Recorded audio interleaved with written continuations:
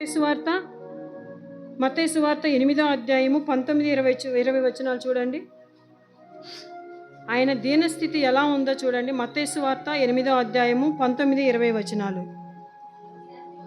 ఉమ్, ఉమ్, ఉమ్, ఉమ్, ఉమ్,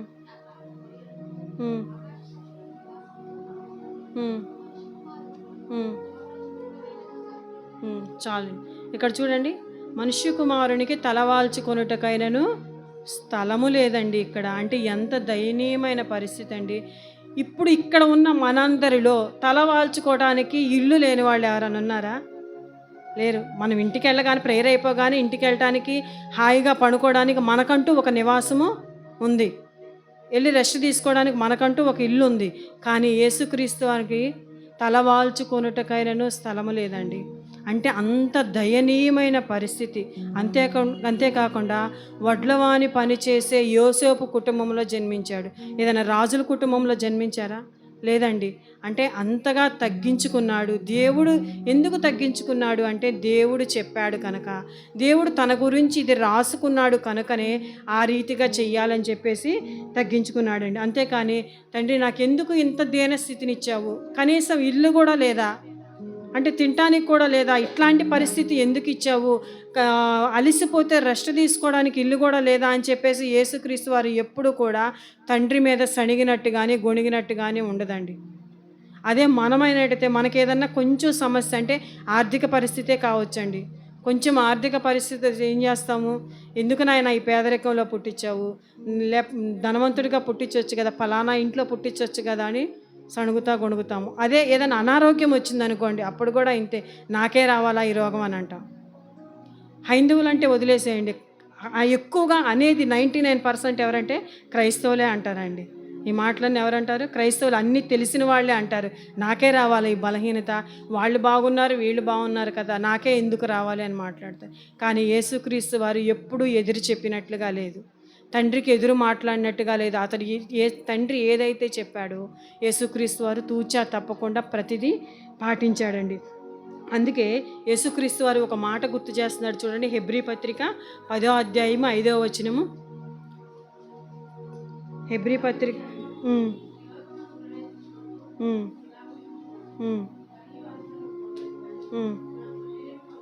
చూడమ్మ, ఇక్కడ బలియు అర్పణయు నీవు కోరలేదు కానీ నాకొక శరీరమును అమర్చితివి. అమరిక గురించి చెప్తున్నాడు. అంటే అతనికి ఇవ్వబడిన శరీరము ఒక మేకప్ అనుకోండి. అది తనకి ఇవ్వబడిన పాత్ర అయిపోగానే ఏం చేయాలి? ఆ మేకప్ మొత్తం తీసేసి వెళ్ళిపోవాలి. అంటే యేసుక్రీస్తు వారికి దాసుని పాత్ర ఇచ్చాడు. అంటే తనకు ఒక శరీరాన్ని అమర్చాడు, ఒక మేకప్ ఇచ్చినప్పుడు ఆ పాత్ర అయిపోగానే ఏం చేయాలండి?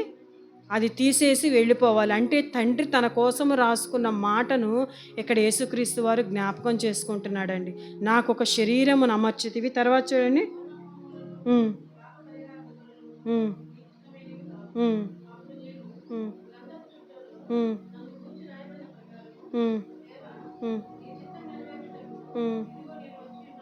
చూడండి, వ్రాయబడిన ప్రకారమే వచ్చాడండి ఇక్కడ యేసుక్రీస్తు వారు. అంటే తండ్రి తన కోసం ఏమైతే వ్రాసుకున్నాడో అది గుర్తు చేస్తున్నాడు. మరి మన కోసము తండ్రి ఎన్నో మాటలు రాయించాడండి బైబిల్ గ్రంథంలో. వాటిలో మనకు ఒక మాటన గుర్తుందా? మన కొరకు రాసుకున్న మాటలు ఏమి లేదండి. అసలు మన కొరకు ఏమి రాశాడో, మనం ఏం చేయాలో కూడా గుర్తులేని పరిస్థితిలో ఉన్నాం నేటి దినాల్లో మనం. కానీ యేసుక్రీస్తు వారు ప్రతిదీ గుర్తు చేసుకుంటున్నాడు. వ్రాయబడిన ప్రకారమే నేను వచ్చాను, నాకు ఒక శరీరం అమర్చామని చెప్పేసి మాట్లాడుతున్నాడు. అంటే ఆయనకి ఇవ్వబడిన పాత్రలో ఏ మాటలైతే మాట్లాడాలో అవన్నీ గుర్తు చేసుకుంటున్నాడు, అవే మాట్లాడుతున్నాడు. చివరిగా సిలువలో కూడా ఒక మాట చెప్తాడండి. యోహాను సువార్త 19వ అధ్యాయం 28వ వచనంలో ఏమంటాడు?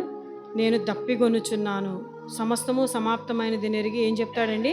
దప్పిగొనుచున్నాను. అంటే తనకివ్వబడిన ప్రతి మాట, తనకివ్వబడిన పాత్ర పోషించటమే కాకుండా తనకి ఏ మాటలైతే ఇవ్వబడ్డాయో ఆ మాటలన్నీ చెప్తున్నాడు. దాహం గురించి చెప్తున్నాడు, సమాప్తమైనదని చెప్తున్నాడు. అంటే చివరి క్షణంలో కూడా తనకివ్వబడిన మాటలను జ్ఞాపకం చేసుకుంటున్నాడు. ఎందుకు జ్ఞాపకం చేసుకున్నాడు? ఆ మాట చెప్పపోతే ఏమైంది? చనిపోడా? చనిపోతారు. కానీ ఎందుకు జ్ఞాపకం చేసుకుంటున్నాడంటే దేవుడు తన కొరకు ఆ మాట వ్రాయించాడు. ఆ మాట చెప్పకపోతే తనకివ్వబడిన పాత్ర న్యాయం చేసినట్లు కాదు. అంటే చివరి స్టేజ్‌లో కూడా తనకివ్వబడిన పాత్రకు అన్యాయం చేయకుండా ఏం చేస్తున్నాడండి? న్యాయం చేస్తున్నాడు. మనకి ఆయుష్కాలం ఎంతుందో తెలీదు. కానీ యేసుక్రీస్తు వారు చనిపోయే చివరి క్షణం కూడా దేవుడు వ్రాసుకున్న మాటలన్నీ గుర్తు చేసుకుంటున్నాడు అనంటే అసలు ఎంత గొప్ప వ్యక్తి అండి. ఆయనే కదా మనకి మాదిరి. మరి మనము ఇప్పుడు ఎంత ఆయుష్కాలమో తెలీదు మనకి. ఇప్పుడు బ్రతికున్నాము. మరి మనకివ్వబడిన మాటల్లో ఒక్క మాటన్నా మనకు గుర్తుందా? మనం ఈ భూమి మీదకి ఎందుకొచ్చాము? మనం ఏం చేయాలి? మనకివ్వబడిన మన కొరకు వ్రాయించిన మాటలేంటి? అవన్నీ ఏమన్నా మనకు గుర్తున్నాయా అండి? లేదండి. కానీ యేసుక్రీస్తు వారు చనిపోయే ముందు కూడా తనకివ్వబడిన ప్రతి మాటను జ్ఞాపకం చేసుకుని సమస్తము సమాప్తం చేశాడు. అంటే ప్రతి దానికి న్యాయం చేయగలిగాడు.